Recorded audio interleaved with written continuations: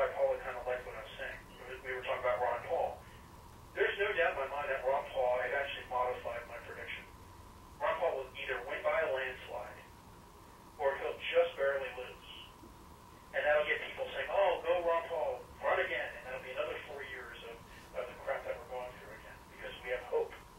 And Ron Paul's he will get rid of the Federal Reserve, will get rid of the income tax, and it will be replaced by a global carbon tax credits that you have to buy, which is nothing more than a global tax, and a flat retail tax, income tax, not retail, sales tax. So it's all about the money and control. And you're starting, I mean, I saw this a year ago when the Queen flew to the Virginia massacres to visit that. Now, by the way, why is the Queen visiting for that reason? Well, I don't think she's been, I think there was the 400th anniversary of Virginia at Roanoke or whatever. Yeah, but why would she go visit a site of a massacre? What does she have to do? I don't know. Yeah. Well, anyway, so she paid some kind of like $50,000 carbon credit, and as soon as I heard that, I said, here we go. She volunteered to pay $50,000 to pay for the carbon, whatever they want to call it. Right. She volunteered that. No one volunteers to pay $50,000 for anything.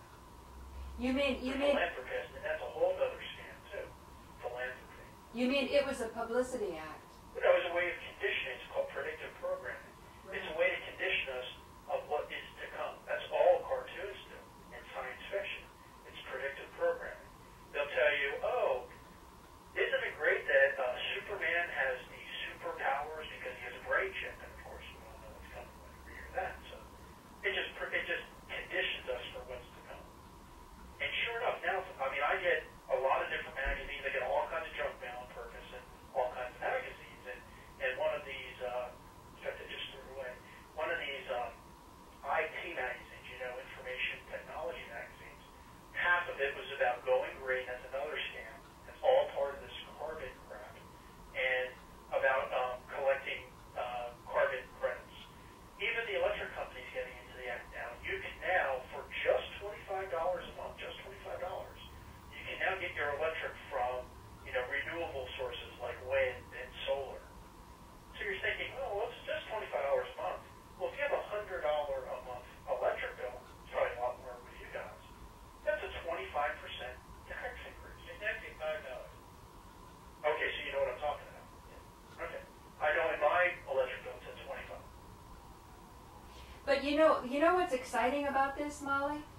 I can kind of feel your energy versus Marcus's energy on this. Somehow, the way nature goes, it seeks balance, and the really awful things don't happen so awful, and the really good things don't happen so good. There's sort of a balance. But I do believe that there's a quantum jump that's beyond the most awful and the most wonderful. And that's what I think you'd call the new realities.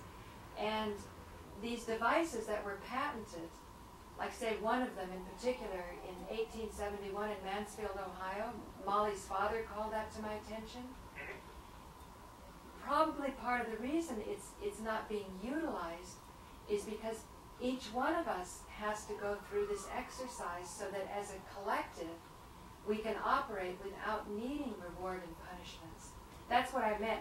Before you got on, Molly, I was with Steve saying that he was talking about being in the market and how he was going long and short and he was in cash.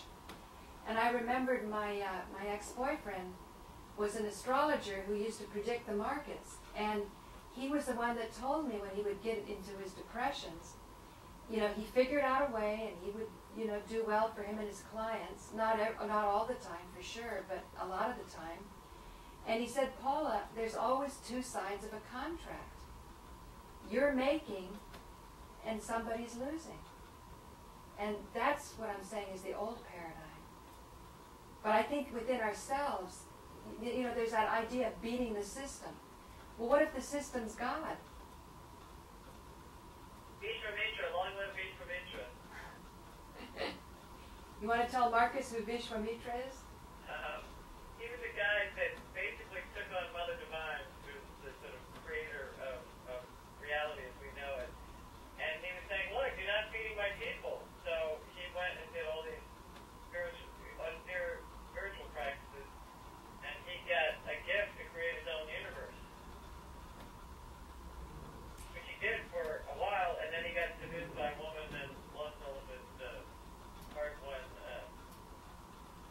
and then he got it back, Marcus, through negotiation. What he said was, "You created me to be attracted to her."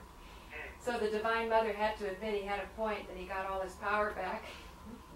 You see what you women do to us? Yeah, it's all our fault. But what about Brahma, Molly? You were talking to Philip. You want to explain to Marcus the difference between Brahma and Mother Divine? I don't know. You talk to him because I don't know if I can explain it. Okay, because I didn't know if you continued with the discussion because I had to get ready for the party stuff. But anyway, Marcus, here's when Molly and I were at the ashram. The young master was saying all of the big gurus who came to the West, particularly the most powerful ones, none of them ever did the practices that they were giving out. They didn't achieve their stature by doing what they were teaching other people to do. And he said they accomplished what they accomplished through darshan, through an actual vision of the Divine Mother. And the Divine Mother was the 5 elements: earth, air, fire, and water. And so... Spirit. What's that? And spirit. And ether, yeah. Yeah. So, as I understand it, Philip was saying that was called the Mother Divine process.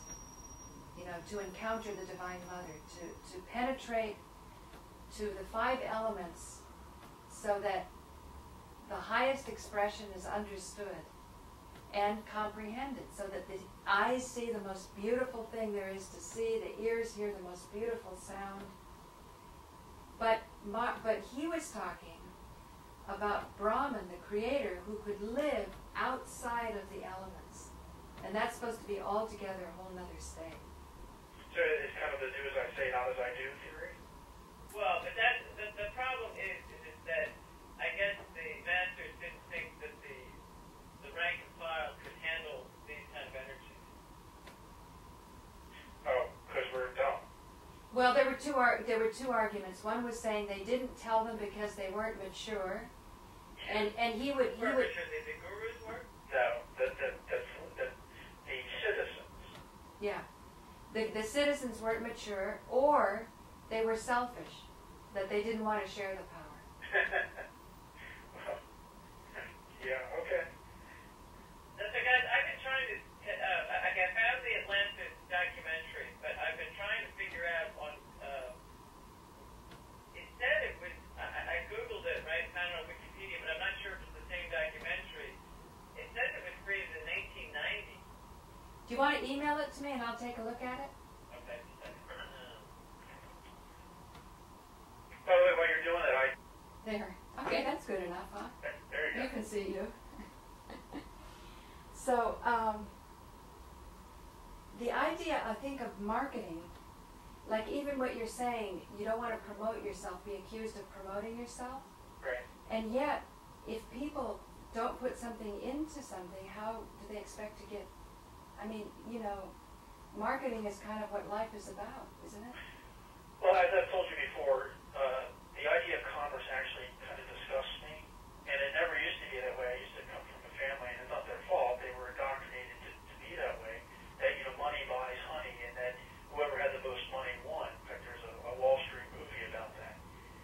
And about 6 months ago, I came to the realization after listening to a lot of people, including the great Alan Watt, that money is just a form of slavery, and that, and we've talked about this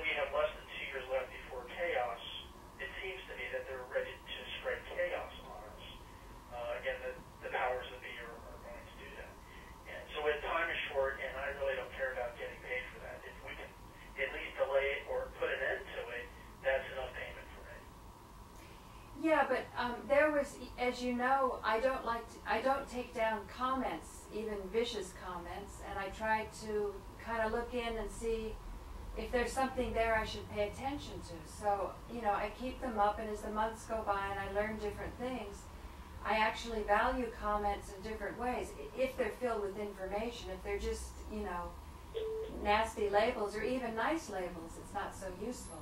Right. But, hang on just a second. Farther down the rabbit hole. Oh yeah, sure. The old paradigm of capitalism is not a good working model of how money can be distributed.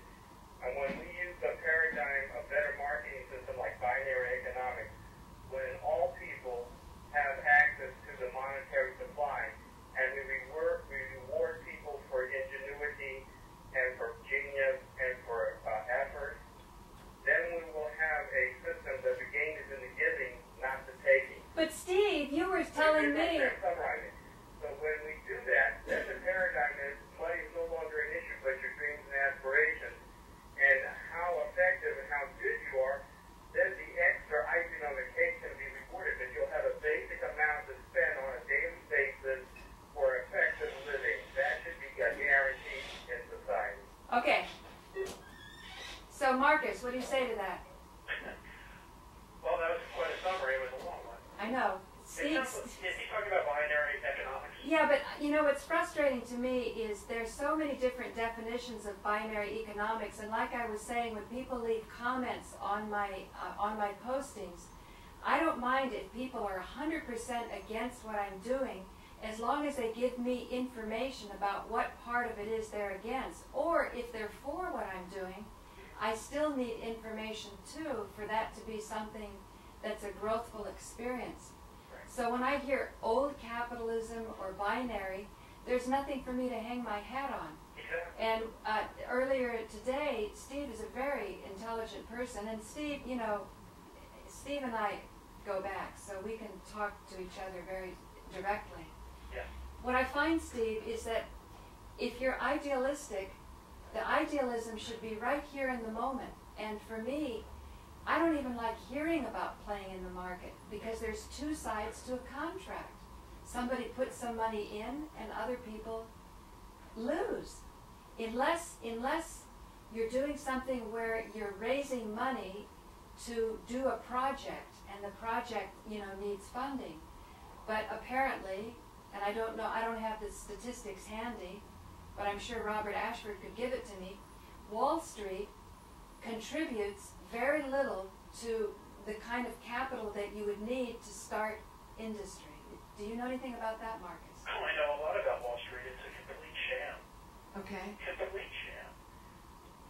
Is it? I don't even know where to begin. If you think that the stock market goes up and down by happenstance, then I feel kind of bad that you think that way. Kind of like if you think the weather is not manipulated. Of course the weather's manipulated. There's 140 patents showing that it is manipulated. The Olympics in China, they even said they guarantee perfect weather. So how can they guarantee perfect weather if it's not manipulated? Everything in our life is manipulated to a certain degree. A lot of people say, hey, Mark, you know, you think everything is a conspiracy. Well, not everything's a conspiracy, but a lot of things are, and the stock market is a huge conspiracy. It's ridiculous to even talk about it. So again, when I hear these theories about binary economics, I mean, that's great to think that everything's going to be evened out. We're going to have a great system, but I am in the here and now. This is the system that we have now, and this system has been with us for a long, long time. I doubt the people who truly rule us, the 13 families that we talked about, will let some schmoes like us come in and wreck it for them. If that happens, God, well, that would be fantastic, but I just cannot see that happen. What do you think about that Japanese guy that we connected with? I think Nico wasn't expecting him to be as nice and as open-hearted as he was. Yeah, it's interesting. Do you know who the name Benjamin Fulford is? No. Yeah, you should look that guy up. He is, he was a reporter for one big, huge, like Money magazine. He was a reporter for 20 years, or it was either Money magazine or Forbes. It was Forbes. And he apparently, and I don't believe this, but there's a lot of interesting facts around it. He apparently was threatened by the Japanese Illuminati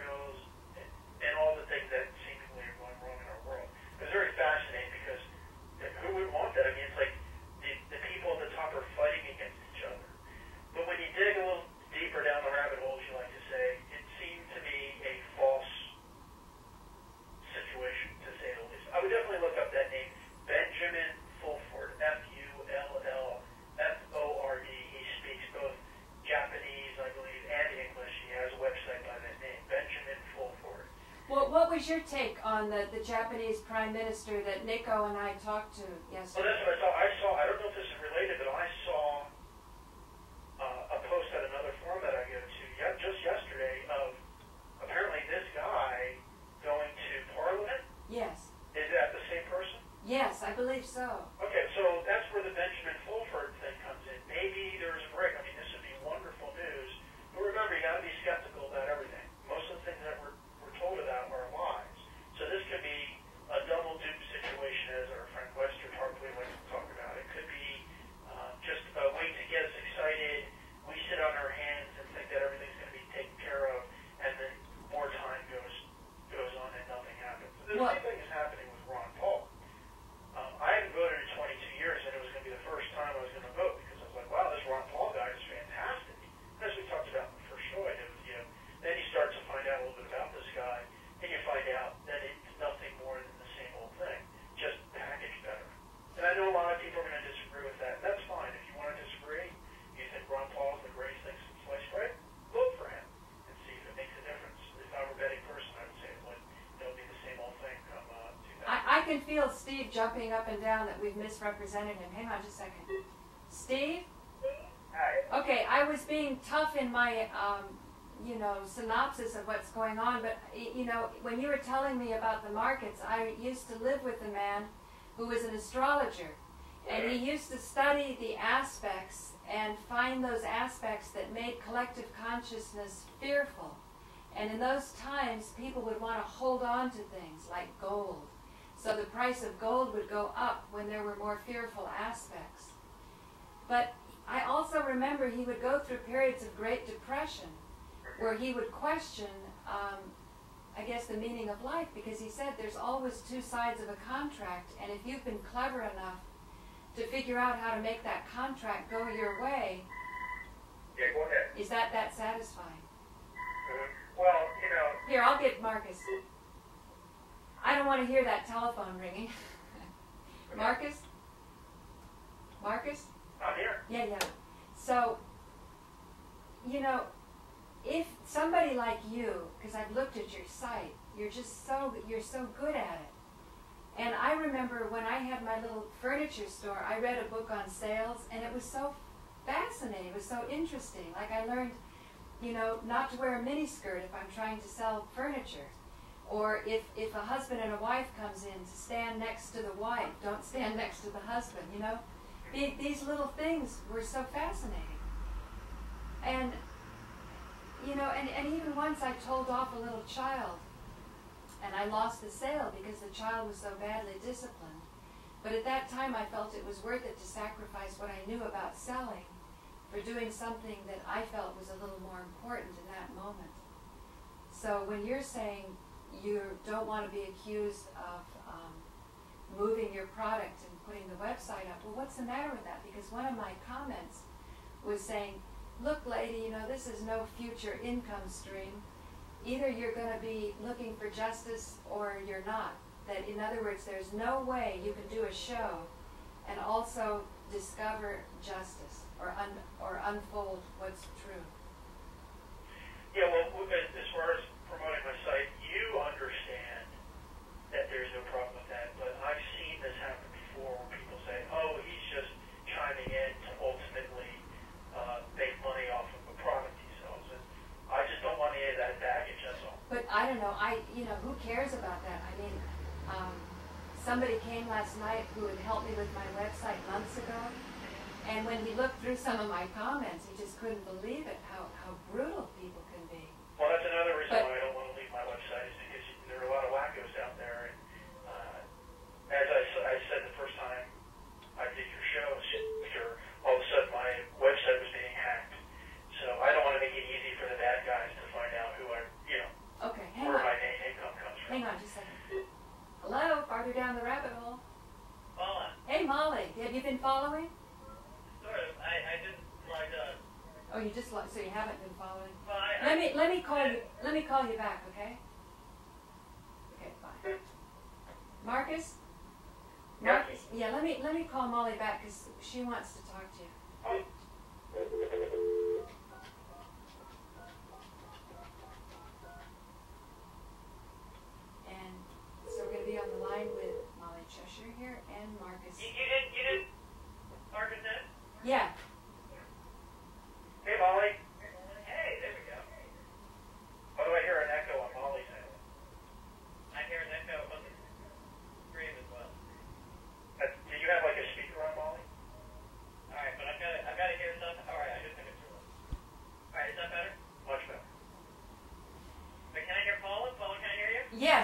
we're talking about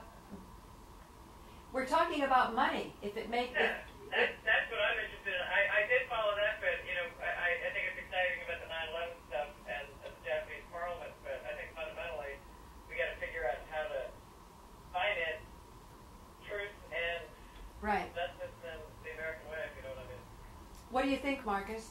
Yeah, I have, I'll spill the beans right now. I'm sure they won't be able to defend this, but you have to realize that the word think tank, it's one of those, there's the meaning and then the real meaning of things. Think tanks are nothing more than people who work in shifts, by the way, 24 hours a day in these think tanks, from what I understand, who are always thinking, if we do something to the general public, the citizens, how are they going to react and how do we fight back against that? So they, They're how do we anticipating. fight back against these people? We have to do things that they're not expecting. That's how you fight back. They expect us to revolt.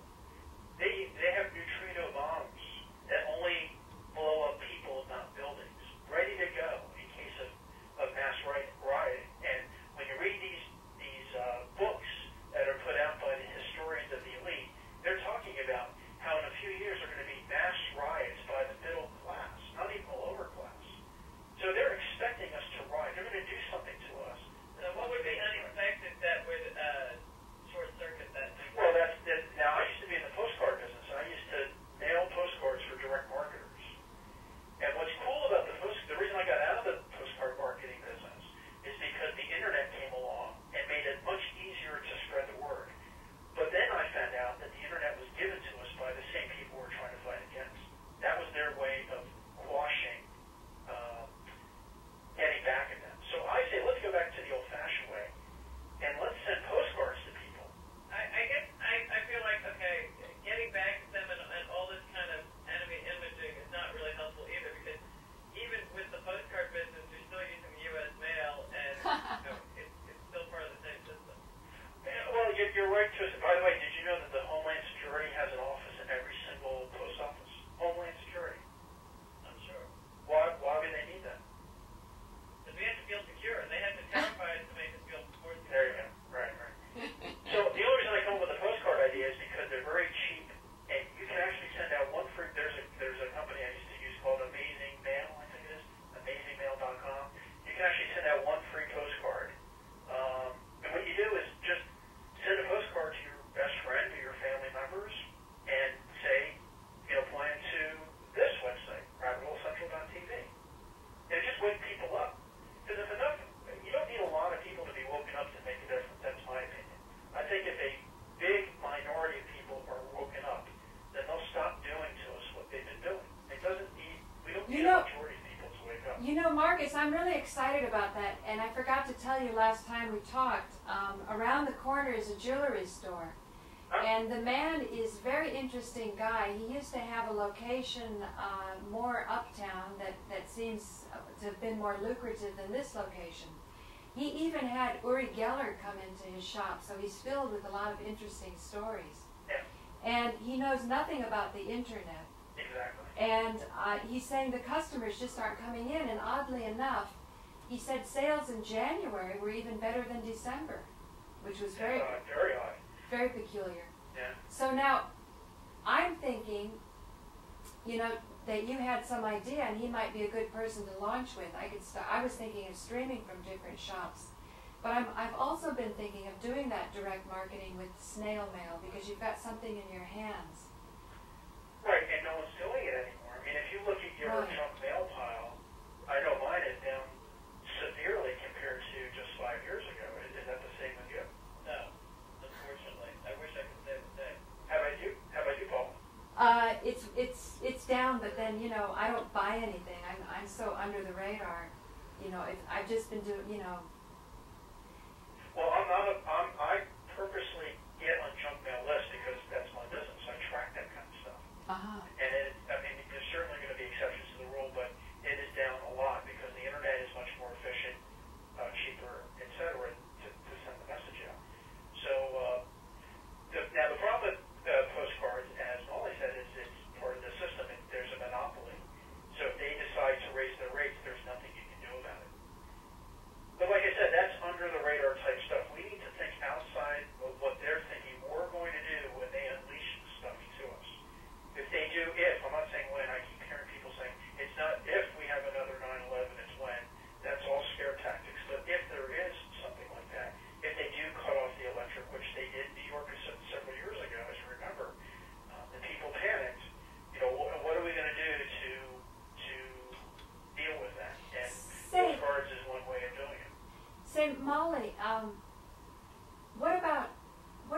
free energy devices. What about them? If they cut off the electricity, Oh, well then it's not an issue. I mean, that's why I think solar power is so scary. It's just that free energy is far away and solar power is right here. And I'm planning on putting solar panels on top of my house and selling it back to the grid. That's a great idea. yeah, but what do you do in the case of this apartment here in Gramercy Park?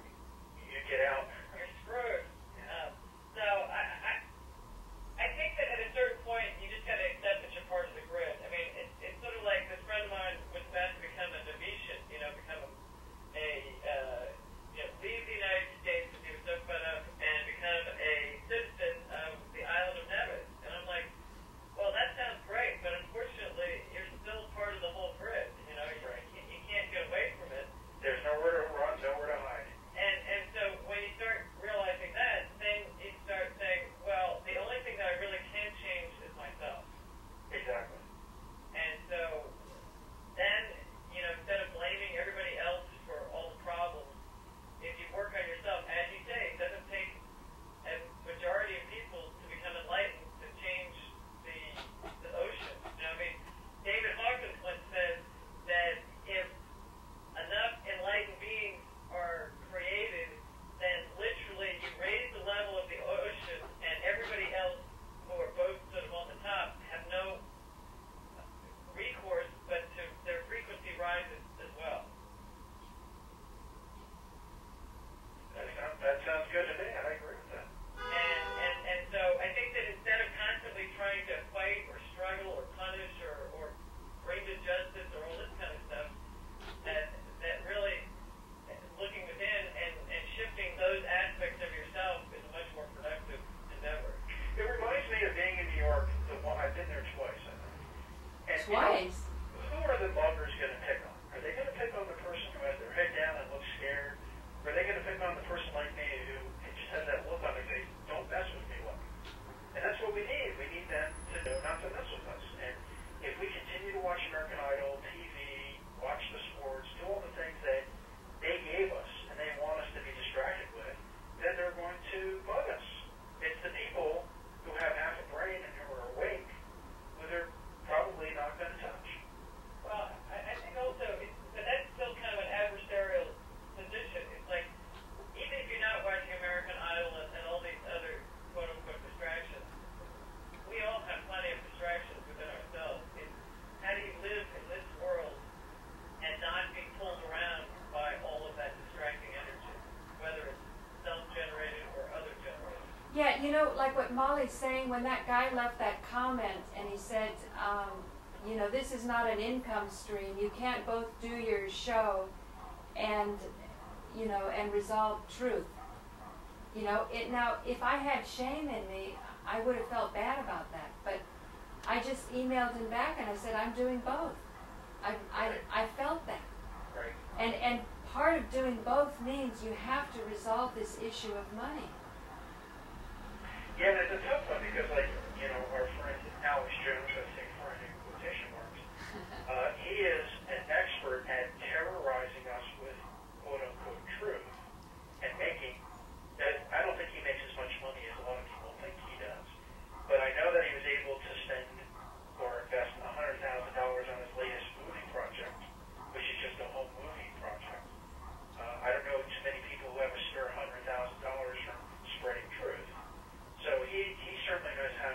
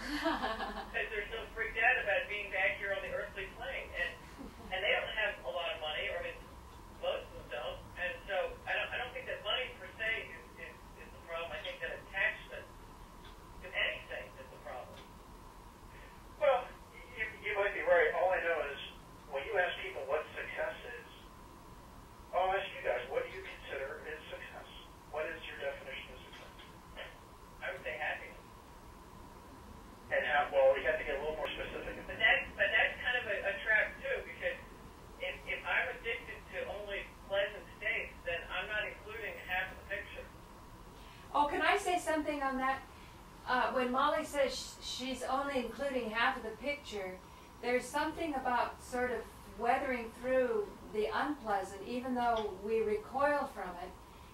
And maybe that's the idea of seeking the guidance of a master, because sometimes you recoil from it, and it's healthy to recoil from it. It's a danger signal. It says, no, don't go there. This is bad.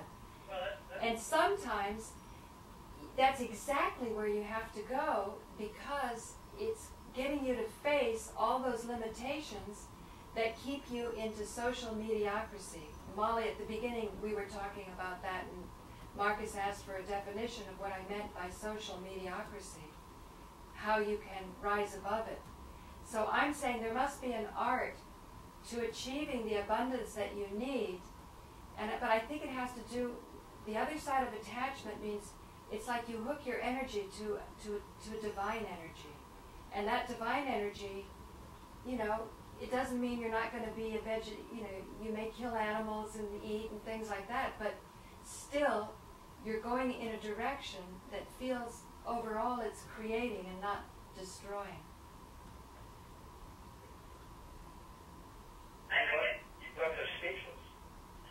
No, I'm sort of just formulating something that I've been thinking about for a while, because it's sort of like this. Is it even possible to hook into something that's divine, that's immutable, No, I think that's the art. I think that's meditation moment by moment. That's why it's not a state that you enter and leave. But there's a way of seeing through every situation that you're in the moment. And it's not that you see the divinity, it's that you become the divinity. And then it can't be judged from the outside. It's not about being a vegetarian or sitting in a lotus position. It's something inside. It's the balance. What do you think it is, Do you Mark? think that it's possible to get beyond the duality of positive and negative states? Yeah, I do. And stay there? But see, staying there is a duality. Right. What do you think, Marcus? I'm just listening to you guys. I normally have an answer for everything, but I don't have an answer on that one. Well, it's sort of like this. If you're not staying there, then you're back in duality. This is what I think they're talking about when they talk about the peace, the path of all understanding. Is the state kind of beyond it? But then I start to think, well, maybe that's a trap too.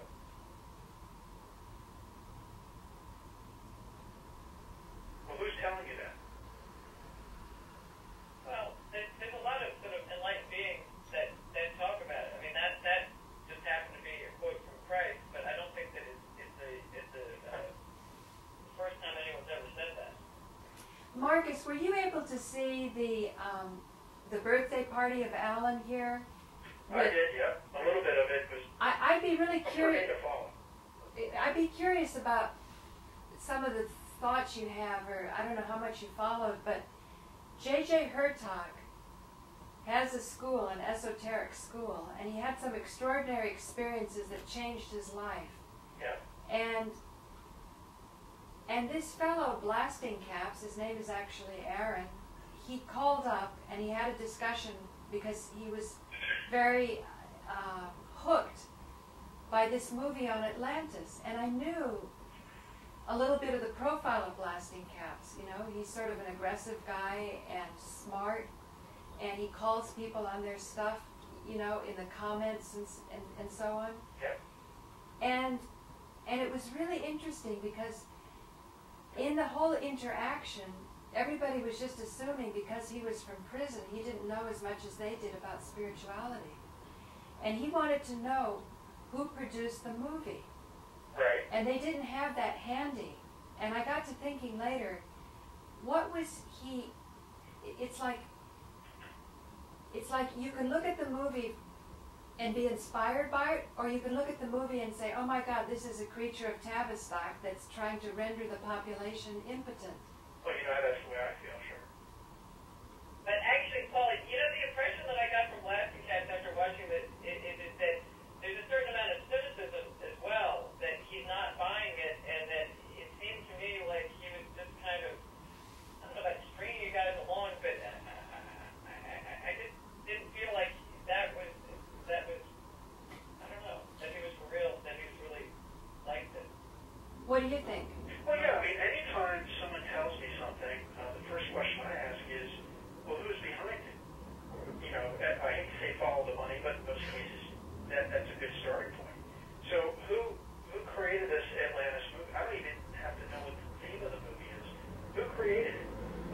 made by Hollywood. Okay, now, red flags are shooting on.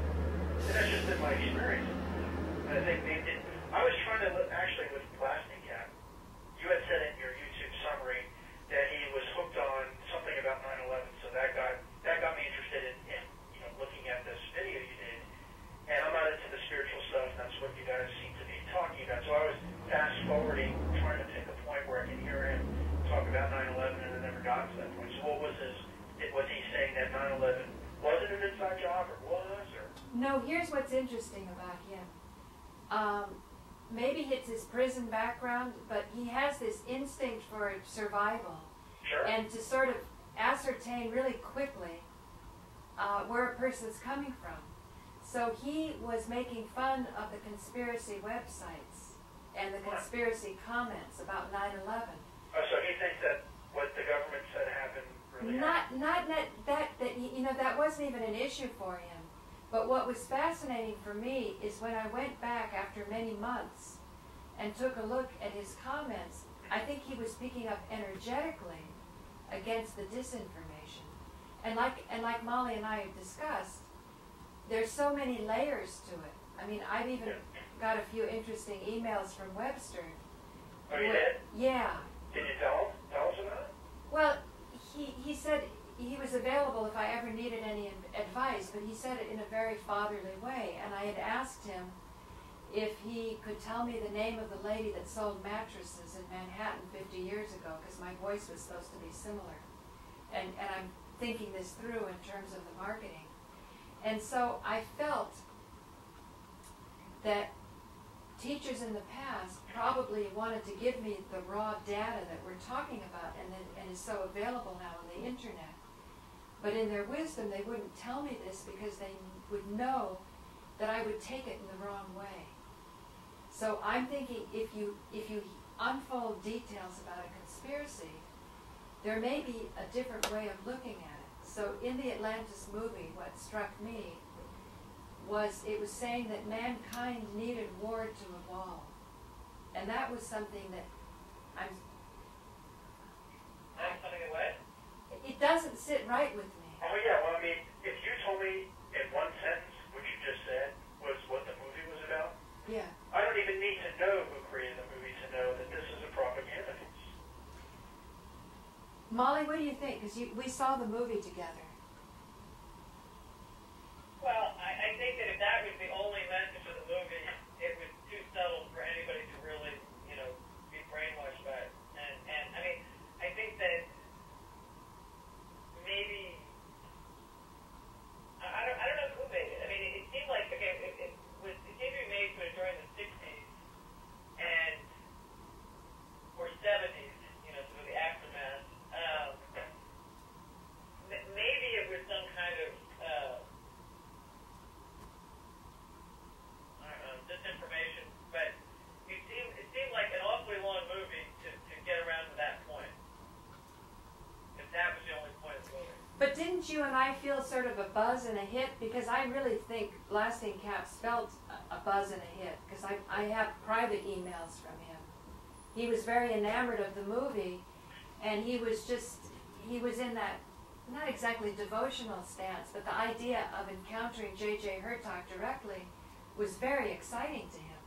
So he didn't want to come to it to bash him. And he acknowledged that sometimes he'd get a little, out of hand with his comments. But what I liked about him, he was so alive. He wasn't mediocre. I also think that the movie had sort of a weird vibe to it as well. I mean, it's kind of that hypnotic kind of vibe. Is it called Atlantis, the Lost Empire in the year 2001? It's supposed to have many parts to it. Wait, Paul. Let's find it. Where is it? I'll look on the internet. It says strangely resembling the plot of an adventure computer game. No. Wait, Paul. Don't go away. You do what you guys are doing, and I'll look it up. Oh, okay.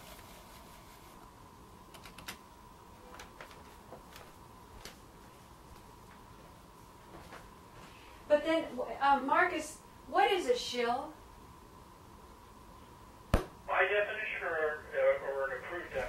Well, give me your definition. A shill is someone who's paid or influenced to distract us from the truth or the people who are doing things to us. That would be my definition. Now, but a shill could also not be paid. Right, or they could be a part of a lodge. They could, that could be they swear their oath, they swear their allegiance to a lodge, a Masonic lodge, a Freemason. It's a Freemasonry. And then there, Columbus, all that. That's Columbus Shriners. All those are different lodges. and then so a derogatory way of looking at it would be to say they're all shills for the Masonics and all that. Alex Jones always said they're shills for the New World Order. That's you can't say that because a shill is usually paid. It's usually paid, but a shill for the New World Order could be literally billions of people. So that's another distraction. A shills for the New World Order. They could say the shills for the Knights of Columbus, based out of Ohio. Then you know who they're talking about. Usually, if you want to see the most evil, you should write this down. It's only 5 letters. SCL.cc. So you don't even need www, just SCL.cc. It's called the Strategic Communication Laboratories. And this is one of the biggest shill public relation companies on the planet. Our U.S. government pays billions of dollars for quote-unquote public relations, placed media. They will actually, if you watch the news, you'll see these reports, and someone's doing a report, but they don't really give their name or where they're located. That's because it's made to look local, but it's really coming from our government. And they'll go through this company's Strategic Communication Laboratories. And if you really want to freak out, if you click on the left-hand side, it says, what is an op center? I just read one sentence to you here. An op center puts influence, control, and power back into the hands of the government and military, giving them greater power to influence the enemy, that would be us, the enemy, in time of conflict, and enhanced access to their citizens during crisis. For example, an op center can be designed to override all national radio and television broadcasts, allowing the government and military to communicate with the public as the need arises. Now, that's a lie. They're already overriding. What we see on national news is already being overridden by this exact company, SCL.cc, and it's not .com. I don't know what CC stands for. I know of all kinds of weird extensions, .de, .gov and all that, but this is .cc. I've never heard of that before, but it brings you right to it. But look, I just went to the website. It says the right message can stop a war. That So seems... that's propaganda. That's propaganda. I found out that one of the most popular message boards on the planet is called godlikeproductions.com, and several who were employed by this company came out and admitted that they couldn't live with themselves, that they were literally lying to people on the message board. Really? Yeah. Wow. And anytime you type this website address at Godlike Productions, What's it called? Godlike Productions? godlikeproductions.com, one of the largest message boards. You can literally, you should do this, Paula. I'm doing it right. right. A new episode. I'm doing it right You now. should say, hey, I just did a new episode. I interviewed, Nico Hobbs and the Japanese Prime Minister, blah, blah, and here's a link. You'll literally get thousands of people to your website in about an hour. This is one of the methods I do for spreading truth. Anytime I see Nico do a new video, or social service who is Simon Shack, the guy who did September Clues, anytime he has a new video, I'll go right to Godlike Productions. I'll always post at about 6:30 East Coast time, because that's when you get right at lots of traffic. That's the most amount of traffic you're going to get. And you can, I literally directed thousands of people to a website in an hour. Wow. And these are people who are looking for this type of stuff. It's one of the largest conspiracy boards out there. But Nico has quite a reputation, so I think a lot of people won't even touch him. They're always astonished when somehow or another... Give the public a chance, man. What's that? Give the public a chance. I mean, I'd say try it. See if you can. No, Molly, let me finish.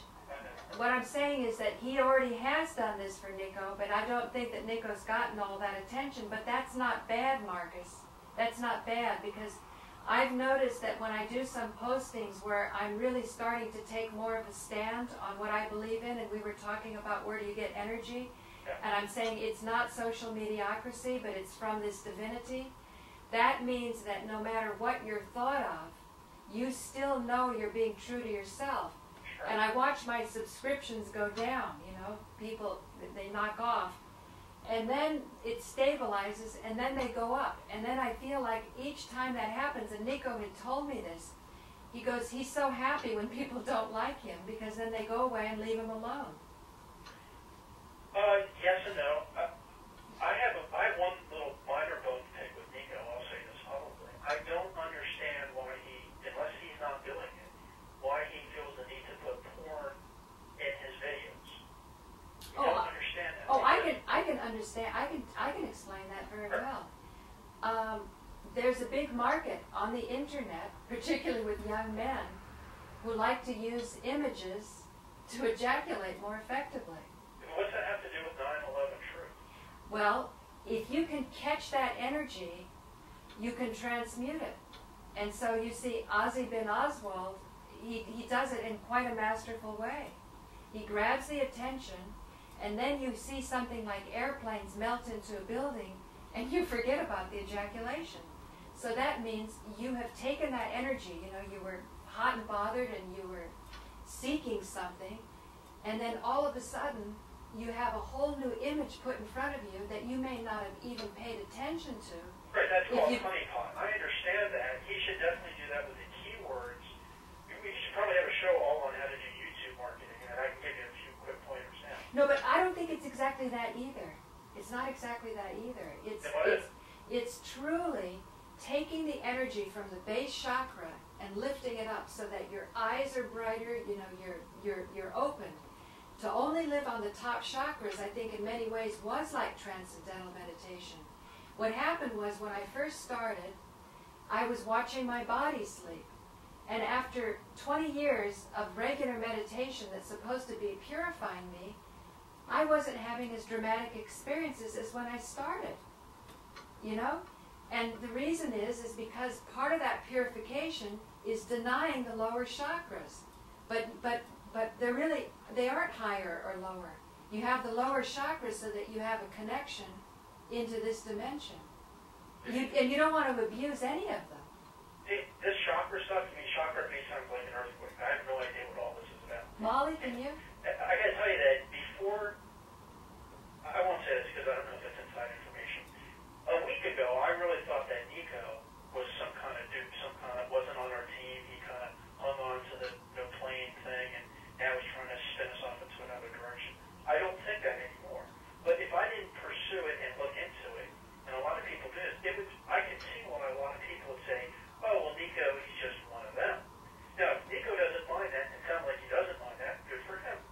But I know if I'm trying to do what Nico's doing, I want to have as little baggage as possible when it comes to this stuff. And by putting porn in the video, and it doesn't even, by the way, although it will be the case in the future, but it's not now, Google, who owns YouTube, doesn't have a public algorithm, publicly, they do privately, but not publicly, able to know what is actually in the video, although that's going to change.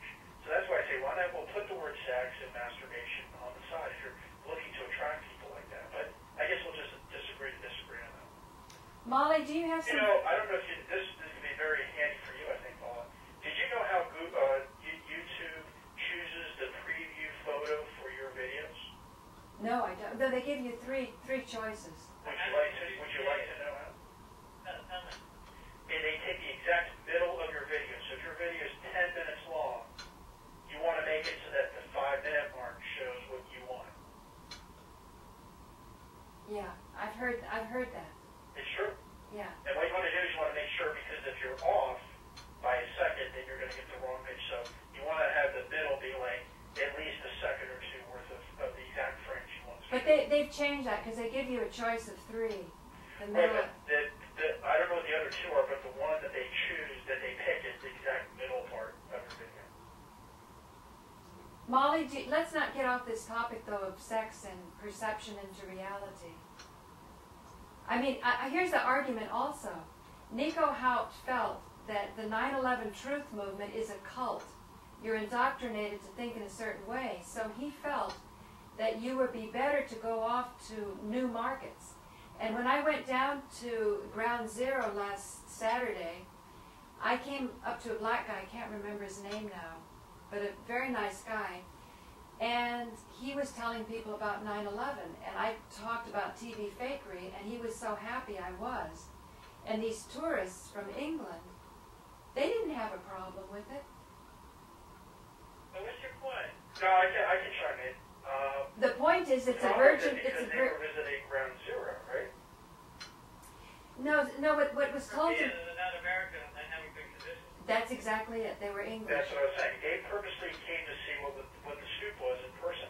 The black guy didn't talk to them at some restaurant 20 blocks away, right? No. But what I'm saying is, if you take 3 steps over, then you're with Luke's group. We are changed.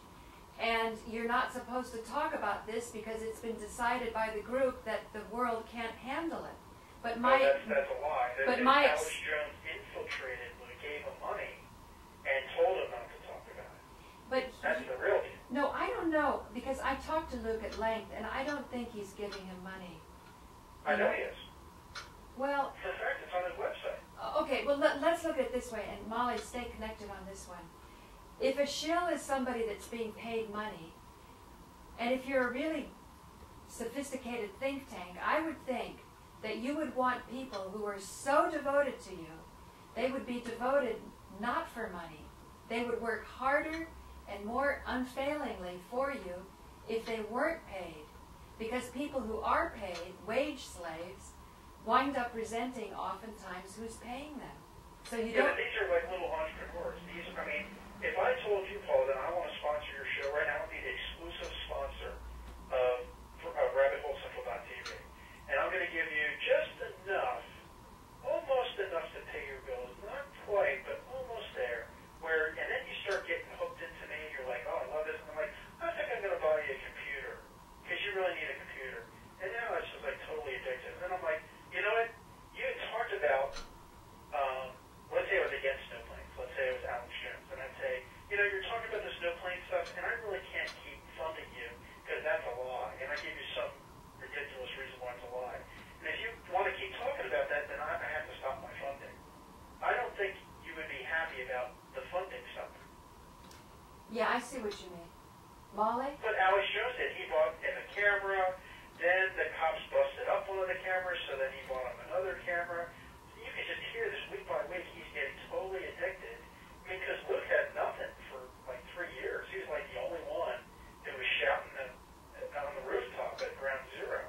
And all of a sudden this guy with some money comes and he's buying him cameras and buying him this, buying him that. Is that on the $100,000 budget? I'm sorry? Is that part of the $100,000 budget? Who knows? He said that it took him $100,000. You can't believe what Alex Jones says. He gives you bits and pieces of the truth. All he does, by the way, if people want to know how he's able to find all these stories, I can tell you the exact software he uses. I use the same software he does. Their software, just type in keywords. You say, give me any story that has to do with terror or anything that has to do with martial law, and it will actually download all these stories right into a convenient little link-by-link type of thing. That's all he does, and he copies and pastes it on his website. That's all he does. Is that the same software that how Oprah Winfrey was going New Age with the miracles? Yeah, well, it's not the same. Anyone with an RSS reader can do this. I paid less than $100 for this software, and it's phenomenal. I can put in Paula Gloria anytime your name comes. You can do it for free with Google Alerts. You can go to google.com and look up alerts and say, tell me anytime someone mentions the website RabbitHoleCentral.tv, and it will email you a little snapshot of what's being said along with the link. You can do this for free. Oh, that's interesting.